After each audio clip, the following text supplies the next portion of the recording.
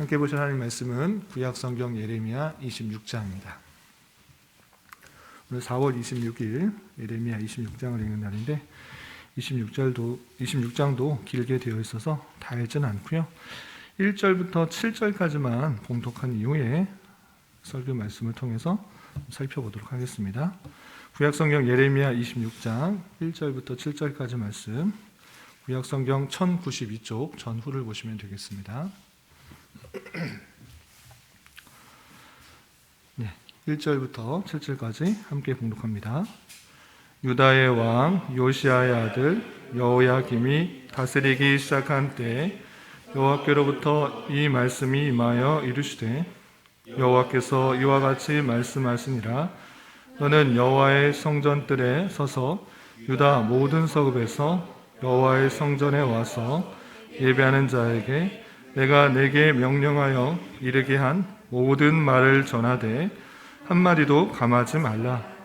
그들이 듣고 혹시 각각 그 악한 길에서 돌아오리라. 그리하면 내가 그들의 악행으로 말미암아 그들에게 재앙을 내리려 하던 뜻을 돌이키리라. 너는 그들에게 이와 같이 이르라.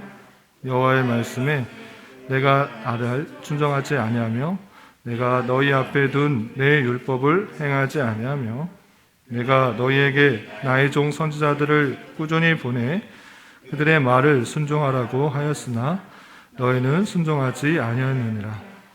내가 이 성전을 실로같이 되게 하고 이 성을 세계 모든 민족의 저주거리가 되게 하리라 하셨느니라. 예레미야가 여호와의 성전에서 이 말을 하며 제사장들과 선지자들과 모든 백성이 듣더라. 아멘. 네, 감사합니다. 오늘 말씀 읽기 본문은 예레미야 26장입니다. 예레미야 26장에서도 계속해서 하나님께서 이스라엘 백성들을 심판하시겠다라는 그런 말씀이 나오는데, 그 말씀 속에서도 또 오늘 말씀의 특징들이 나와 있는 것을 볼 수 있습니다. 어제 25장에서는 하나님께서 예레미야 선지자들을 통하여서 23년 동안 계속적으로 말씀하시는 하나님에 대해서 강조되었다면, 오늘 26장에서는 하나님께서 뜻을 돌이키시는 하나님에 대해서 또 자세하게 3번씩이나 강조되어서 나오는 것을 볼 수 있습니다. 하나님께서 왜 뜻을 돌이키신다라고 표현했는지 그 말씀을 좀 살펴보도록 하겠습니다. 우선 26장에서 보면 예레미야 선지자가 여호야김이 다스릴 때에 받은 말씀, 그러니까 여호야김 때 왕이 통치할 때 하나님께서 예레미야에게 하신 말씀이 어떤 것인지를 적어 놓고 있는데, 그것은 무엇이냐면 성전에 오는 사람에게 하나님에게 받은 말씀을 전하는데, 성전에 오는 그 사람들, 이 성전이 하나님께서 계시는 줄 알고 이렇게 오지만 너희들이 일상적인 삶에서 하나님의 뜻을 온전히 순종하지 않는다고 하면 이렇게 성전에 나와서 예배를 드리고 종교적인 행위하는 것, 그건 아무것도 원하지 않는다, 필요하지 않다, 하나님께서 받으시지 않는다.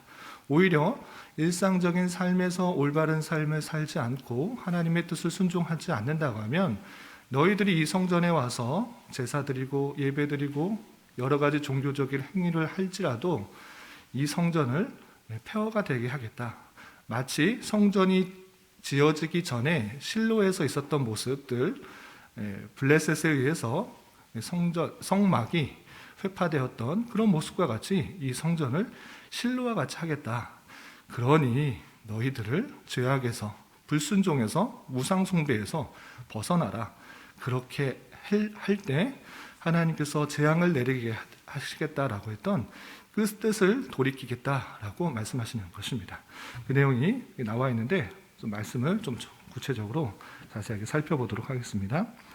2절 하반절에 보면 하나님께서 예레미야 선지자에게 이렇게 말씀하십니다. 2절 쭉 읽어보면 여호와께서 이와 같이 말씀하시니라. 너는 여호와의 성전 뜰에 서서 유다 모든 성읍에서 여호와의 성전에 와서 예배하는 자에게 내가 내게 명령하여 이르게 한 모든 말을 전하되 한마디도 감하지 말라라고 말씀하십니다. 그러니까 이번에는 성전뜰에 서서 유다 모든 성읍에서 유다에서 성전에 와서 예배하는 사람들에게 말하라고 하는 것입니다. 그냥 말할 때 그냥 하고 싶은 말 하라 이렇게 한 것이 아니고 내가 내게 명령한 모든 말을 전해라. 그리고 한마디도 감하지 말라. 그대로 전하라 이렇게 한 것입니다. 그렇다면 어떤 말을 전해야 되는가? 3절 이하 이렇게 표현되고 있습니다.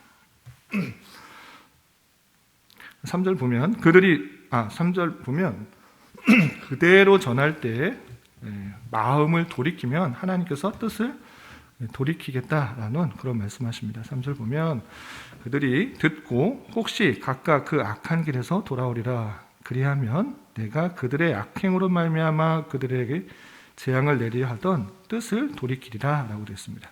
그러니까 한마디도 감하지 말고 내가 전한 그 말을 그대로 전하고 그렇게 전하게 되면 그들이 만약 혹시 뜻을 돌이키면 내가 내리려고 했던 그 모든 재앙을 내리려 했던 그 뜻을 돌이킬 것이다. 그러니 너는 한마디도 감하지 말고 내가 받은 그 말씀 그대로 전하라. 이렇게 하신 것입니다. 그렇다면 어떤 뜻인가? 어떤 말씀이었는가? 4절, 5절에 이렇게 표현되어 있습니다. 4절, 5절 보면 너는 그들에게 이와 같이 이르라. 여호와의 말씀에 너희가 나를 순종하지 아니하며 내가 너희 앞에 둔 내 율법을 행하지 아니하며 내가 너희에게 나의 종 선지자들을 꾸준히 보내 그들의 말을 순종하라고 하였으나 너희는 순종하지 아니하였느니라. 내가 이 성전을 실로같이 되게 하고 이 성을 세계 모든 민족의 저주거리가 되게 하리라 하셨느니라 라였습니다. 여기서 성전을 실로같이 되게 하고 라고 했을 때 이 성전이 실로같이 된다는 것이 무엇인가 라고 할 때는 성전이 지어지기 전에 이 실로에 성막이 있었고 그곳에 하나님의 언약궤가 있었습니다. 그러나 블레셋에 의해서 이 실로가 또 회파되는 그런 모습들이 역사적에 있었던 것입니다. 마치 그때의 모습과 같이 너희들이 이 성전에 와서 많은 예배를 드리고 종교적인 행위를 하고 있지만 하나님의 뜻을 온전히 순종하지 않고 하나님 말씀을 따르지 않는다고 하면 이 성전을 실로와 같이 이렇게 회파되도록 하겠다. 그러므로 말미암아 세계 모든 민족의 저주거리가 되게 하겠다라고 하신 것입니다. 그러니까 유다 백성들, 하나님의 백성들은 제사를 드리지 않은 것이 아닙니다. 하나님께 나오지 않은 것이 아닙니다. 하나님께 예배 드리지 않은 것은 아닙니다. 그들이 하나님을 섬기는 데 있어서 하나님만을 섬기는 것이 아니고 하나님도 섬기고 또 우상도 섬기며 하나님을 따르는 종교 의식을 행하고 있지만 실제적인 삶에 있어서는 하나님의 말씀을 순종한다기보다는 여러 가지 내 뜻과 내 생각과 내 판단과 세상 사람들이 하는 것처럼 다 행하면서 종교 의식도 가지고 있는 것입니다. 그런 모습을 볼 때 하나님께서 그 성전에 나와서 제사 드리는 것, 예배 드리는 것, 종교적인 여러 가지 행위하는 것, 그런 것 원하지 않는다라고 하는 것입니다. 하나님께서 원하시는 삶은 실제 우리의 삶에 있어서 각자의 처해진 삶에 있어서 하나님께서 원하시는 삶이 무엇인지를 생각해보며 고민해보며 그것을 순종하는 삶, 그것을 하나님께서 원하시는 것이지 단순히 성전에 나와서 예배드리고 제사드리고 여러 가지 종교적인 행위를 한다고 그것을 좋아하는 것이 아니라는 것들을 알 수가 있는 것입니다. 그래서 하나님께서는 예레미야 선지자를 통해서 성전에 나와서 예배드리는 그 모든 사람들에게 이 말씀을 전한 것입니다. 하나님의 말씀을 온전히 순종해라. 그렇게 순종한다고 하면 내가 내리려고 했던 그 모든 재앙들 내가 내리지 않겠다. 내가 뜻을 돌이켜 재앙을 내리지 않고 그들에게 화평을 주겠다. 이렇게 말씀하신 것입니다. 이 말씀을 들었을 때 백성들의 반응은 어땠을까요? 내가 잘못했구나. 내가 회개하고 실제적인 삶에 있어서 하나님의 말씀을 순종하고 하나님만을 의지해야겠다 라고 생각한 것이 아니라 오히려 그 말씀을 전했던 예레미야 선지자를 죽이자, 없애버리자, 내게 듣기 싫은 말을 하는 그런 사람 없애버리자 이렇게 반응하는 것입니다. 그것이 8절 9절에 이렇게 나와 있습니다. 8절 9절 보면 예레미야가 여호와께서 명령하신 말씀을 모든 백성에게 전하기를 마침에 제사장들과 선지자들과 모든 백성이 그를 붙잡고 이르되 내가 반드시 죽어야 하리라. 어찌하여 내가 여호와 이름을 의지하고 예언하여 이르기를 이 성전이 실로같이 되겠고 이 성이 황폐하여 주민이 없으리라 하느냐 하며 그 모든 백성이 여호와의 성전에서 예레미야를 향하여 모여드니라 라고 되어 있습니다. 하나님의 말씀을 듣지 않고 순종하지 않는다고 하면 이 성전이 실로와 같이 황폐하게 될 것이다 라고 말했더니 오히려 그 말을 들었던 사람들이 어떻게 하나님이 계시는 하나님이 계시는 성전이 실로와 같이 황폐하게 될 것이다 라고 말을 하고 하냐며 예레미야 선지자를 죽이려 하는 것입니다. 자신의 잘못들은 살펴보지 못하고 오히려 예레미야, 바른 말을 했던 예레미야를 죽이려 했던 그런 모습들이 있는 것입니다. 그렇게 되자 유다의 고관들, 높은 지위에 있던 사람들이 어떻게 했는가? 그 사람을 처형하려고 그렇게 하는 것입니다. 10절에서 보면 유다의 고관들이 이 말을 듣고 왕궁에서 여호와의 성전으로 올라가 여호와의 성전 새 내문의 입구에 앉음에 제사장들과 선지자들과 고관들이 모든 백성에게 말하여 이 사람이 죽는 것이 합당하니 너희 귀로 들은 같이 이 성에 관하여 예언하였습니다 라고 하면서 고관들, 제사장들, 선지자들 모든 백성들에게 이 사람이 성전에 대해서 함부로 말했기 때문에 죽어야 된다 이렇게 표현한 것입니다. 그러자 예레미야 선지자가 두려워하고 걱정하며 떨었을까요? 아닙니다. 하나님께 받은 말씀 그대로를 가감없이 전했기 때문에 나는 너희들의 손에 죽어도 좋다. 그렇지만 하나님의 뜻은 전하고 하나님께서 원하시는 것들은 너희 삶이 바뀌는 것이다 라고 하면서 두려워하거나 떨지 않고 담대하게 그 말씀을 계속 전하는 것을 볼 수 있습니다. 보면 14절에 이런 표현이 있습니다. 예레미야가 죽이려고 하는 그런 모습들을 보자 이렇게 말하는 것입니다. 14절 보라 나는 너희 손에 있으니 너희 의견에 좋은 대로 옳은 대로 하려니와 너희는 분명히 알아라. 너희가 나를 죽이면 반드시 무죄한 피를 너희 몸과 이 성과 이 성 주민에게 돌리는 것이니라. 이는 여호와께서 진실로 나를 보내사 이 모든 말을 너희 귀에 말하게 하셨습니다. 예레미야 선지자는 사람들이 죽이려고 하는 그런 모습에 굴하지 않고 담대하게 너희들이 죽이든지 말든지 너희 뜻대로 해라. 그렇지만 나는 하나님의 말씀을 전하고 하나님께서는 너희들이 하나님의 말씀에 온전히 순종하는 것들을 바라길 원하는 그 말씀을 전했을 뿐이다 라고 하면서 담대하게 하나님의 뜻을 전했던 것입니다. 그러자 그 모습을 보자 고관들이 마음을 바꿨습니다. 이 사람은 죽이면 안 되겠다 생각하면서 이 사람은 살려두어야겠다 이렇게 판단한 것입니다.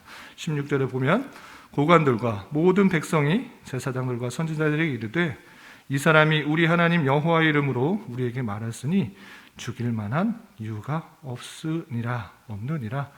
그러자 지방의 장로 중 몇 사람이 일어나 백성의 온 회중에게 말하여 이르기를 하나님 담대하게 하나님의 말씀을 전하자 오히려 사람들의 마음이 변했습니다. 죽이려 했던 사람들이 마음이 변해 이 사람이 정말 하나님의 말씀을 전하는구나 생각하여서 뜻을 돌이켜서 죽일 만한 이유가 없다라고 결정을 한 것입니다. 그리고 그 중에 장로들이 이런 이야기를 합니다. 과거에도 하나님께서는 뜻을 돌이켜서 재앙을 내리시려던 뜻을 돌이켜서 재앙을 내리시지 않은 적이 있다. 그 예를 들어가면서 이제 우리도 회개하는 것이 좋겠다라고 장로 중에 몇 사람이 이렇게 말하는 것입니다. 18절 보면 유다의 왕 히스기야 시대에 모레셋 사람 미가가 유다의 모든 백성에게 예언하여 이르되 만군의 여호와께서 이와 같이 말씀하셨느니라. 시온은 밭같이 경작지가 될 것이며 예루살렘은 돌무더기가 될 것이며 이 성전의 산은 산당이 숲과 같이 되리라 하였다라고 됐습니다. 과거에 예를 들어서 이 시온의 성들이 완전히 황무지가 되고 밭같이 되고 숲같이 되는 그런 재앙이 있을 것이다. 심판이 있을 것이다. 이렇게 하나님의 뜻을 전하였으나 19절 유다의 왕 히스기야와 모든 유다가 그를 죽이려 하였으나 그 이야기를 듣고 황폐하게 되겠다는 그 이야기를 듣고 그 사람을 죽이려고 했으나 미가를 죽이려고 했으나 히스기야가 여호와를 두려워하여 여호와께 간구하매 여호와께서 그들에게 선언한 재앙에 대하여 뜻을 돌이키지 아니하셨느냐. 우리가 이같이 하면 우리의 생명을 스스로 심히 해롭게 하는 것이니라 라고 하는 것입니다.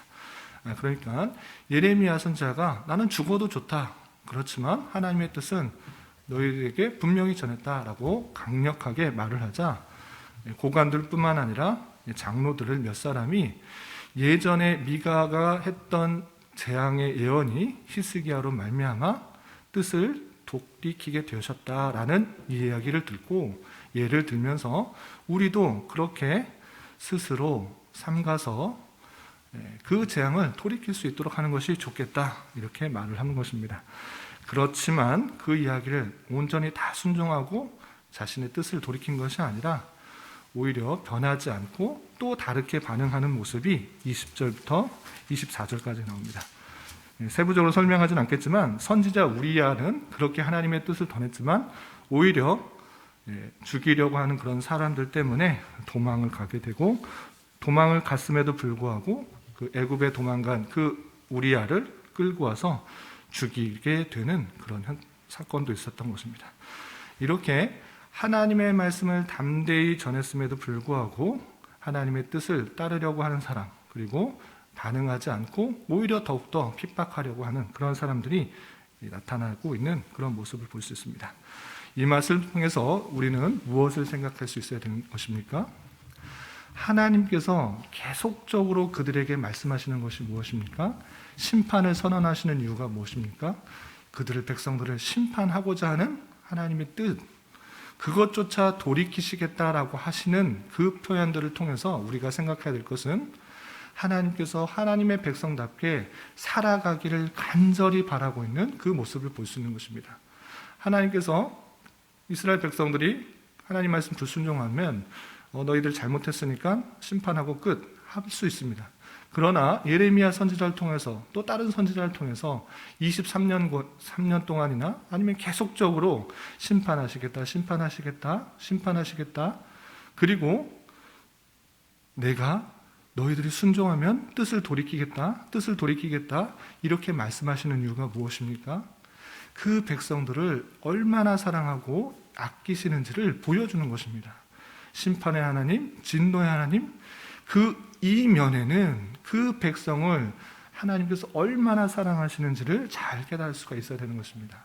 심판 또한, 진노 또한 하나님께서 그 백성을 너무나 사랑하시기 때문에 주시는 형편이라는 것들을, 마음이라는 것을 잘 깨달아야 될 것입니다. 하나님께서 오늘 말씀을 통해서 너희들이 온전히 순종하면, 악행에서 떠나면, 불순종에서 떠나면 내가 뜻을 돌이켜 재앙을 내리지 않겠다라고 말씀하실 정도로 하나님께서는 그 불순종, 불신앙 또 하나님의 뜻에서 벗어나는 그 행위를 싫어하시는 것을 알아 우리는 더욱더 삼가 조심하여 하나님의 뜻대로 살아가기에 힘써야 될 것입니다. 우리가 삶을 살아가다 보면 내 생각과 내 판단과 내 뜻대로 하기가 쉽습니다. 그런데 하나님께서는 다양한 형편을 통해서 그것을 막아서는 것입니다. 첫 번째로는 내 양심, 마음속에서 하나님께서 깨우침을 주십니다. 나쁜 길로 갈 때, 잘못된 길로 갈 때 하나님께서 마음을 주장하여 주셔서 이것은 잘못된 길이구나를 생각하게 하십니다. 그렇게 마음속에 주시는 그 깨우침, 그것을 거스려서 나쁜 길로, 잘못된 길로 행하는 것들을 우리는 막아서야 되는 것입니다. 첫 번째, 양심이 마음속에서 하시는 그 음성들이 우리를 잘못된 길로 막으실 때 우리는 잘못된 길에서 돌이켜야 될 것입니다. 두 번째로는 하나님께서는 상황을 통해서 악한 길에서 막아섭니다. 다양한 형편과 사건들이 있을 때 악행을 하려고 할 때 잘못된 길로 갈 때 하나님께서는 반드시 그 백성을 깨우치도록 하는 상황과 여건과 형편을 만드십니다. 잘못된 길로 갈 때, 악한 길로 갈 때 하나님께서는 그 길을 막아서는 형편을 주시는 것입니다.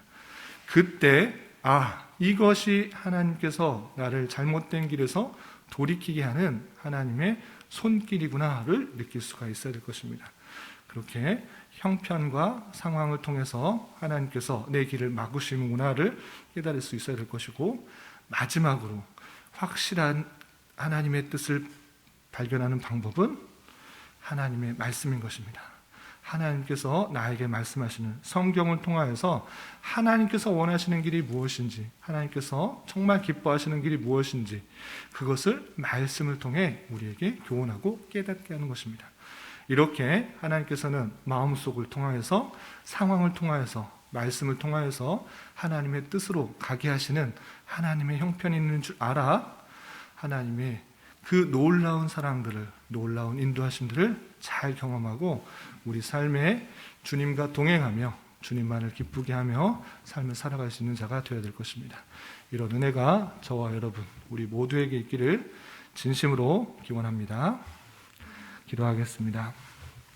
하나님 아버지, 감사합니다. 오늘 말씀을 통해서 재앙과 심판을 선언하시는 것이 택하신 백성들을 죄악에서 떠나게 하시려는 하나님의 방편이심을 깨달았습니다.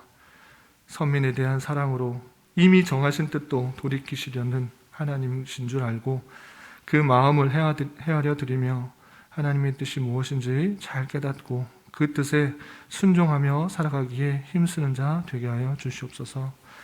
주님, 나라와 민족을 위해 기도합니다. 코로나로 인하여, 정치적인 문제로 인하여 많은 갈등과 어려움 가운데 있는 이 나라를 주님 불쌍히 여겨주시고 진노 중이라도 자비를 베풀어 주셔서 하루속 일상적인 삶으로 회복되게 하여 주시며 이 땅의 교회가 더욱더 겸비하여서 이것을 통해 깨달아야 할 것들이 무엇인지 잘 분별하며 실천하며 살아가게 하여 주시고 이 나라가 자유와 민주와 평화 속에서 온전히 통치되어 모든 백성이 고요하고 평안한 삶을 살아가며 하나님의 말씀이 온전히 선포되고 주님께 온전히 예배하는 일반적인 신앙생활이 막히지 않도록 인도하여 주시옵소서. 주님, 교회 내 육체적인 아픔과 연약함으로, 직장과 사업장의 문제로, 앞으로의 진로와 섬길 곳을 찾는 문제로, 또한 가족의 전도를 위해 기도하며 간구하는 여러 지체들이 있습니다. 주님께서 그 기도에 신실하게 응답하여 주시고 역사하여 주셔서 우리의 기대와 소망보다 훨씬 더 풍성하게 역사하시는 하나님의 선하심과 인자심을 깊이 경험하는 은혜가 있게 하여 주시옵소서. 이 시간 한 주간의 삶을 올려드리며 각자 간절히 기도하는 기도 제목 주님께서 들으시고 가장 선한 것들로 응답하여 주시옵소서. 예수님의 이름으로 기도 올리옵나이다. 아멘.